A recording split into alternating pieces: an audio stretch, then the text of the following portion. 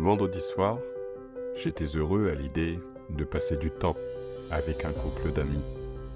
En tant que travailleur social, j'apprécie les moments de détente avec mes proches. Cela me permet de me ressourcer et de m'amuser dans un environnement positif. Dès mon arrivée, j'ai été chaleureusement accueilli par leurs enfants. « Bonjour tonton, youpi, tu es là.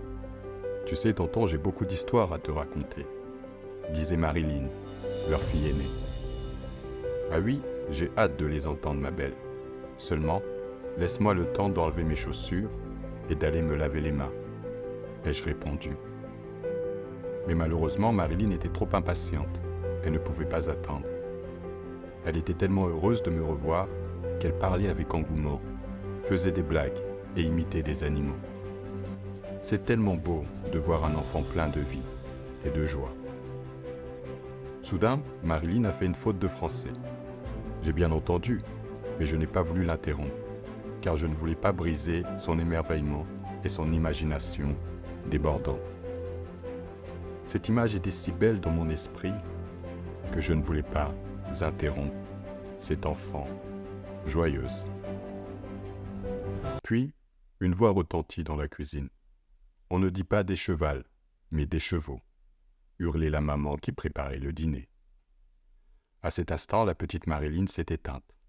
Sa voix est devenue monotone, son anecdote a perdu tout son sens, son engouement avait disparu, elle bafouait des mots et n'avait plus aucune inspiration. Elle s'est maladroitement forcée à finir son histoire, puis est allée se réfugier dans sa chambre. Je ne suis pas parent et je ne veux pas interférer dans l'éducation de vos enfants. Cependant, j'ai entendu la faute de français de Marilyn. Au lieu de la corriger tout de suite, j'ai choisi de la laisser profiter de son moment d'enthousiasme.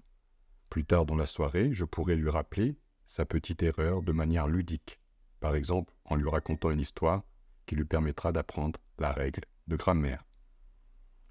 Ainsi, son cerveau pourra consolider cette nouvelle connaissance durant son sommeil. En somme, je crois qu'il est important de choisir le moment opportun pour intervenir et de trouver la bonne manière de procéder. Nous ne devons pas laisser passer les erreurs, effectivement, mais nous devons les corriger avec bienveillance et à un moment approprié pour ne pas décourager les enfants et leur ôter leur enthousiasme.